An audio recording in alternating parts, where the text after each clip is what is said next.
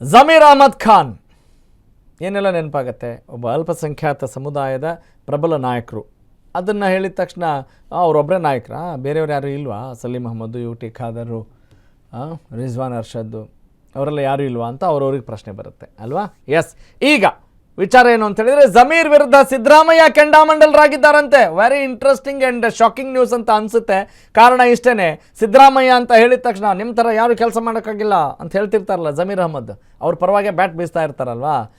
ಏನಾಯಿತು ನೋಡ್ತಾ ಹೋಗೋಣ. ಸಿದ್ದರಾಮಯ್ಯ ಅವರಿಗೆ ಪರಮಾಪ್ತರು ಜಮೀರ್ ಖಾನ್ ವಿಲನ್ ಆಗ್ಬಿಟ್ರ ಅನ್ನುವ ಪ್ರಶ್ನೆ ಈಗ ಸದ್ದು ಮಾಡ್ತಾ ಇದೆ. Very interesting and breaking news.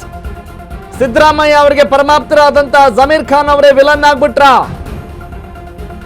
Siddaramaiah ಅವರು ಮತ್ತೆ ಜಮೀರ್ ಅಹಮದ್ ನಡುವೆ ಬಹುದೊಡ್ಡ ಬಿರುಕೇನಾದ್ರೂ ಬಿಡ್ತಾ? ಸಿದ್ದರಾಮಯ್ಯ ವಿರುದ್ಧವೇ ಏನಾದ್ರೂ ಕೆಲಸ ಮಾಡಿದ್ರ ಜಮೀರ್ ಅಹಮದ್ ಖಾನ್? ಟಗರು ಸಿದ್ದಣ್ಣ ಆಡಿರೋ ಮಾತಿನ ಒಳ ಅರ್ಥ ಏನು? ಅತ್ಯಾಪ್ತ ಜಮೀರ್ ಜೊತೆಗಿನ ಒಡನಾಟ ಬೇಡ ಅಂದ್ರ ಸಿದ್ದರಾಮಯ್ಯ? ಸಿದ್ದು ಹಾಗೂ ಜಮೀರ್ ದೋಸ್ತಿ ದುಶ್ಮನ್ ಆಗಿ ಬದಲಾಯ್ತಾ? ಯಾವ ಕಾರಣಕ್ಕಾಗಿ? ಇಬ್ಬರ ನಡುವಿನ ಬಿರುಕಿಗೆ ಕಾರಣವಾಯ್ತಾ ಆ ದಂಗಲ್? ಎಲ್ಲ ಗೊತ್ತಿದ್ದು ಸುಮ್ಮನಿದ್ದ ಸಿದ್ದಣ್ಣ ಈಗ ಸಿಡಿದಿದ್ದೇಕೆ ಅನ್ನುವ ಪ್ರಶ್ನೆಗೆ ಇಂಬು ಕೊಡ್ತಾ ಇದೆ ಸದ್ಯದ ಸುದ್ದಿ. ಸಿದ್ದು ಸಿಟ್ಟಿನಿಂದಲೇ ಜಮೀರ್ ಸಚಿವ ಸ್ಥಾನ ಏನಾದ್ರೂ ತಪ್ಪೋಯ್ತಾ, ಮಿಸ್ ಆಗ್ಬಿಡ್ತಾ? ಹೀಗೊಂದು ಪ್ರಶ್ನೆ ಸದ್ಯಕ್ಕೆ ಇದೆ.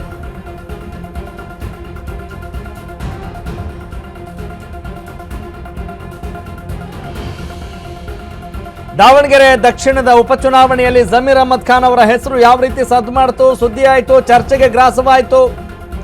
ಪರ ವಿರೋಧ ಚರ್ಚೆ ಪಕ್ಷದಲ್ಲಿ ಯಾವ ರೀತಿ ದೊಡ್ಡ ಗೊಂದಲವನ್ನ, ಭಿನ್ನಾಭಿಪ್ರಾಯವನ್ನ ಸೃಷ್ಟಿ ಮಾಡ್ತು. ತದನಂತರ ಸುದ್ದಿಗೋಷ್ಠಿಯಲ್ಲಿ ಯಾವೆಲ್ಲ ಹೊಸ ವಿಚಾರಗಳು ಬಂದವು, ಅವರು ಹೇಳಿದ್ದಾರೆ, ಅವರು ಕುಮ್ಮಕ್ ಕೊಟ್ಟಿದ್ದಾರೆ, ಪಕ್ಷ ವಿರೋಧಿ ಚಟುವಟಿಕೆ ಮಾಡಿದ್ದಾರೆ ಅನ್ನುವ ಸುದ್ದಿ ದೊಡ್ಡ ಮಟ್ಟದಲ್ಲಿ ಸದ್ದಾಯಿತು. ಅದೇ ಈಗ ಜಮೀರ್ ಅಹಮದ್ ಖಾನ್ ಅವರಿಗೆ ಮುಳುವಾಯ್ತಾ? ಜಮೀರ್ ಅಹಮದ್ ಖಾನ್ ಅವರ ವಿರುದ್ಧ ಸಿದ್ದರಾಮಯ್ಯನವರು ಯಾಕೆ ಸಿಡಿದಿದ್ರು, ಸಿದ್ದರಾಮಯ್ಯನವರು ಯಾಕೆ ದಂಗಲ್ ಶುರು ಮಾಡಿದ್ರು, ಅದಕ್ಕೆ ಕಾರಣ ಏನು ಅನ್ನೋದು ನೋಡ್ತಾ ಹೋಗೋಣ. Let's fire the news.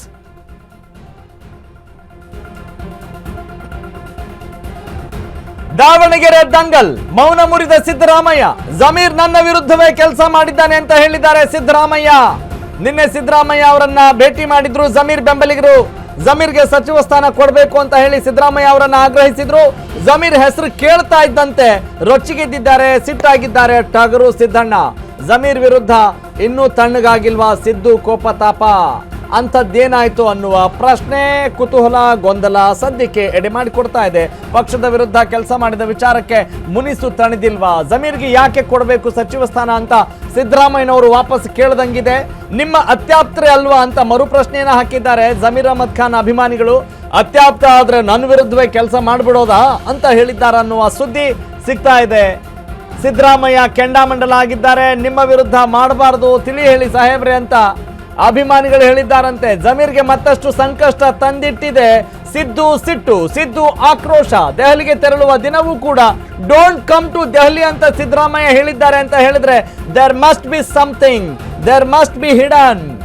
S, ಜಮೀರ್ಗೆ ಮತ್ತಷ್ಟು ಸಂಕಷ್ಟ ತಂದೊಡಲಾಗಿದೆ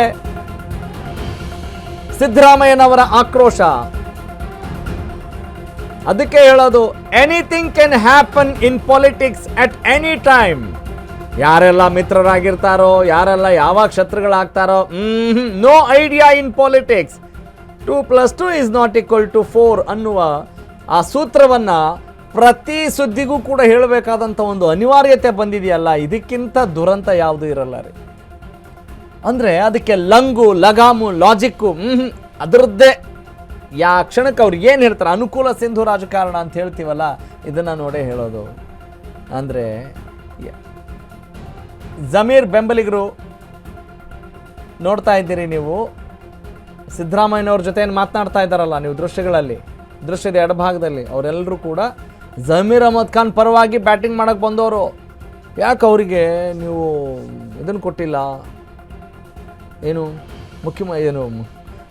ಮಂತ್ರಿ ಸ್ಥಾನ ಕೊಟ್ಟಿಲ್ಲ, ಅವರಿಗೆ ಉಪಮುಖ್ಯಮಂತ್ರಿ ಸ್ಥಾನ ಬೇಕು ಅಂತ ಪಟ್ಟು ಹಿಡಿತಾ ಇದ್ರು, ಸಚಿವ ಸ್ಥಾನ ಬೇಕು ಅಂತ ಹೇಳ್ತಾ ಇದ್ರು. ಅಂದರೆ ಅವ್ರ ಪರವಾಗಿ ಬ್ಯಾಟ್ ಬೀಸರು ಇರ್ತಾರೆ, ಅವ್ರದ್ದೇ ಒಂದು ಧೋರಣೆ. ಮುಸ್ಲಿಂ ಸಮುದಾಯ ಇಲ್ಲದೆ ನೀವೆಲ್ಲ ಗೆಲ್ತೀರಾ ಅಂತ. ಅದಕ್ಕಿಂತ ಮುಂಚೆ ಕೂಡ ದಾವಣಗೆರೆ ಬೈ ಎಲೆಕ್ಷನ್ ಆದಾಗ ಯಾವ ರೀತಿ ಸುದ್ದಿ ಆಯಿತು, ಮುಸ್ಲಿಂ ಮುಖಂಡರೆಲ್ಲ ಯಾವ ರೀತಿ ಅವ್ರ ಪರವಾಗಿ ಬಂದರು ನೋಡೋಣ. ಅವರು ಮಾತನಾಡಿರೋ ಬಗ್ಗೆ ಒಂಚೂರು ಗಮನಿಸೋಣ ಅಂತ ಅನ್ಸುತ್ತೆ. Yes, let's have a look.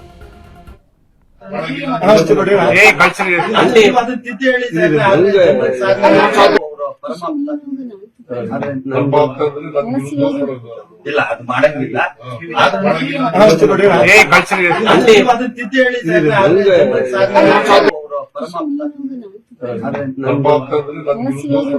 ಇಲ್ಲ ಅದು ಮಾಡಂಗಿಲ್ಲ.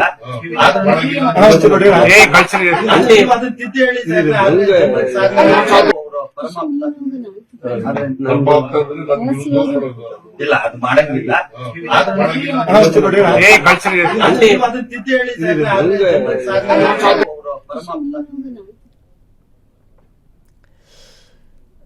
ಓಕೆ, ಇದೇ ವಿಚಾರಕ್ಕೆ ಸಂಬಂಧಪಟ್ಟ ಹಾಗೆ ನನ್ನ ಕಲೀಗ್, ನಮ್ಮ political correspondent Jeevan is on live conversation. Yes, ನೇರ ಸಂಪರ್ಕದಲ್ಲಿದ್ದಾರೆ.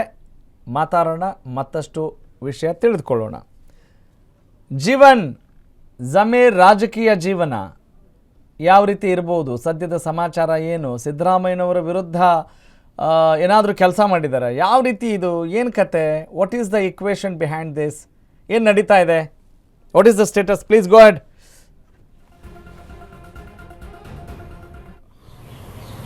ರಾಘವ್ ಸೂರ್ಯ, ಎಲ್ರಿಗೂ ಗೊತ್ತಿರೋ ವಿಚಾರನೇ. ಯಾಕಂದರೆ ರೀಸೆಂಟಾಗಿ ಏನು ಡಿ.ಕೆ. ಶಿವಕುಮಾರ್ CM ಅಂತ ಅನೌನ್ಸ್ ಆದ ಆ ಒಂದು ಸಂದರ್ಭದಲ್ಲೇ ಏನೊಂದು ಜಮೀರ್ ಅಹಮದ್ ಆಡಿಯೋ ವೈರಲ್ ಆಗಿದ್ದು. ಏನಂದರೆ ದಾವಣಗೆರೆ ಎಲೆಕ್ಷನ್ನಲ್ಲಿ SDPIಗೆ ಅಂದರೆ ಕುಕ್ಕರ್ಗೆ ಮತ ನೀಡಿ ಅನ್ನೋ ಒಂದು ಆಡಿಯೋ ಏನಿತ್ತು, ಈ ಒಂದು ಆಡಿಯೋ ಬಹಳಷ್ಟು ವೈರಲ್ ಆಯಿತು. ಈ ಒಂದು ವೈರಲ್ ಆದಂಥ ಆಡಿಯೋ ಬಗ್ಗೆ ಸಾಕಷ್ಟು ಚರ್ಚೆಗಳು ನಡೆದವು. ಆ ಒಂದು ಆಡಿಯೋ ಬಳಿಕನೇ ಜಮೀರ್ ಅಹಮದ್ಗೆ ಮೊದಲನೇ ಹಂತದಲ್ಲಿ ಏನು ಡಿ.ಕೆ. ಕ್ಯಾಬಿನೆಟ್ ರಚನೆ ಆಯಿತು, ಆ ಒಂದು ಹಂತದಲ್ಲಿ ಮಂತ್ರಿ ಸ್ಥಾನ ಮೊದಲನೇ ಬಾರಿನೇ ಸಿಗಬೇಕಿತ್ತು. ಯಾಕಂದರೆ ಅಲ್ಪಸಂಖ್ಯಾತ ನಾಯಕರಲ್ಲಿ ಪ್ರಮುಖವಾಗಿ ಗುರುತಿಸ್ಕೊಂಡಿರುವಂಥವರು ಜಮೀರ್ ಅಹಮದ್ ಅವರು. ಈ ಒಂದು ವಿಚಾರವಾಗಿ ಅವ್ರಿಗೆ ಆದ್ರೂ ಸಹ ಸಮುದಾಯದ ವಿಚಾರವಾಗಿ ಸಾಕಷ್ಟು ಗುರುತಿಸ್ಕೊಂಡಿದ್ರು ಸಹ ಅವ್ರಿಗೆ ಏನೊಂದು ಸಚಿವ ಸ್ಥಾನ ಮಿಸ್ ಆಗಿದೆ. ಇದಕ್ಕೆ ಮೇನ್ ಕಾರಣ ಏನು ಅಂದರೆ audio.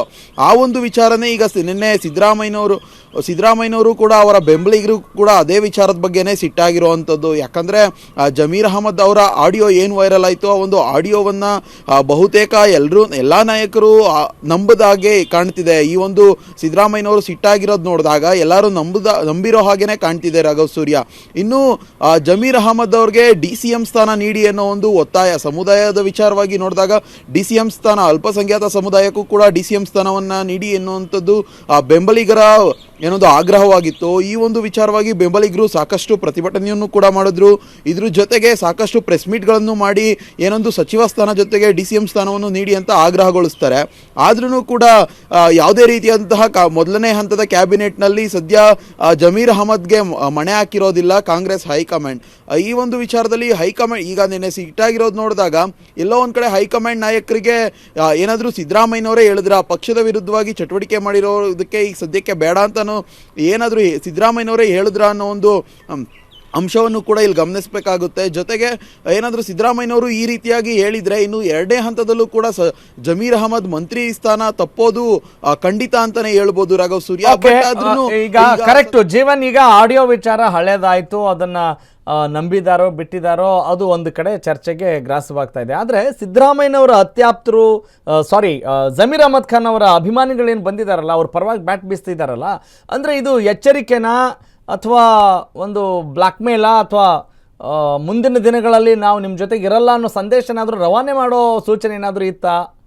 What was the message from that conversation?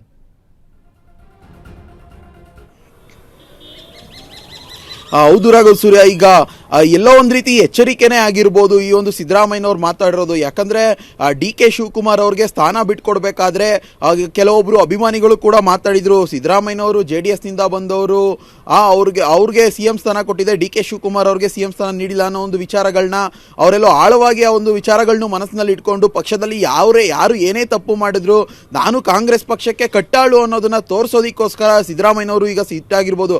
ಯಾಕೆಂದರೆ ಜಮೀರ್ ಅಹಮದ್ ಏನಂದರೆ ಮೊದಲಿನಿಂದಲೂ ಕೂಡ ಸಿದ್ದರಾಮಯ್ಯನವರ ಆಪ್ತ ವಲಯದಲ್ಲಿ ಕಾಣಿಸ್ಕೊಂಡವರು, ಇನ್ನು ರಾಜೀನಾಮೆ ಕೊಡುವಂಥ ಸಂದರ್ಭದಲ್ಲಾಗಿರ್ಬೋದು, ಇನ್ನು ಹೈಕಮಾಂಡ್ ಹೋಗುವಂಥ ಸಂದರ್ಭದಲ್ಲಾಗಿರ್ಬೋದು ಬಹುತೇಕ ಸಿದ್ದರಾಮಯ್ಯನವರ ಜೊತೆಗೆ ಇರ್ತಿದ್ದ ನಾಯಕ ಇವತ್ತು ಸೈಡ್ ಲೈನ್ ಮಾಡ್ತಿದೆ. ಅಂದರೆ ಅವ್ರನ್ನೆಲ್ಲೋ ಒಂದು ಚೂರು ಪಕ್ಕಕ್ಕೆ ಇಡ್ತಿದ್ದಾರೆ. ಅಂದರೆ ಈ ಸಿದ್ದರಾಮಯ್ಯನವ್ರಿಗೆ ಈ ಒಂದು ಪಕ್ಷದ ಬಗ್ಗೆನೂ ಬಹಳಷ್ಟು ಕಾಳಜಿ ಉಟ್ಕೊಂಡಿರೋವಂಥದ್ದು. ಇದ್ರ ಜೊತೆಗೆ ಈಗ ಈ ರೀತಿಯಂಥ ಆಡಿಯೋ ವಿಚಾರವಾಗಿ ಇನ್ನು ಬೇರೆ ಪಕ್ಷಕ್ಕೆ ಏನಾದರೂ ಮಾಡಿದ್ದಾರೆ ಅನ್ನೋ ಒಂದು ಮಾಹಿತಿ ಅವರ ಏನಾದರೂ ಒಳ ಮಾಹಿತಿ ಏನಾದರೂ ಸಿಕ್ಕಿದೆಯಾ ಅನ್ನೋವಂಥದ್ದು ಇಲ್ಲಿ ಕುತೂಹಲ ಹುಟ್ಟಿಸ್ತಿದೆ ರಾಘವ್ ಸೂರ್ಯ. ಅಬ್ಸಲ್ಯೂಟ್ಲಿ ಏನಾಗುತ್ತೆ ಅನ್ನೋದನ್ನು ಕಾದು ನೋಡೋಣ. Thank you Jeevan. ಓಕೆ, ಒಟ್ಟಿನಲ್ಲಿ ಇಂಥ ವಿಚಾರಗಳೆಲ್ಲ ರಾಜಕಾರಣದಲ್ಲಿ ಕಾಣೋಕೆ ಸಾಧ್ಯ ಅಂತ ಅನಿಸುತ್ತೆ. ನೋಡೋಣ ಅವರು ಏನು ಮಾತನಾಡಿದರೆ ಮತ್ತೊಮ್ಮೆ ಸ್ಪಷ್ಟವಾಗಿ ಕೇಳಿಸ್ಕೊಳ್ಳೋಣ. ಸಿದ್ದರಾಮಯ್ಯವ್ರ ಜೊತೆ ಜಮೀರ್ ಅಭಿಮಾನಿಗಳು.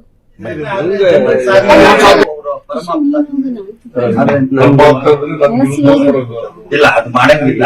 ಇಲ್ಲ ಅದು ಮಾಡಂಗಿಲ್ಲ.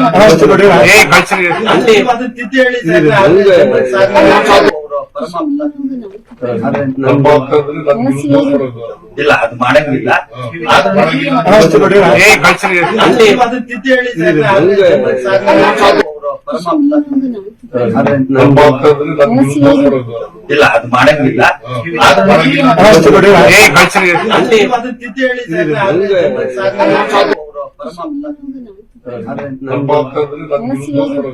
ಇಲ್ಲ ಅದು ಮಾಡಂಗಿಲ್ಲ.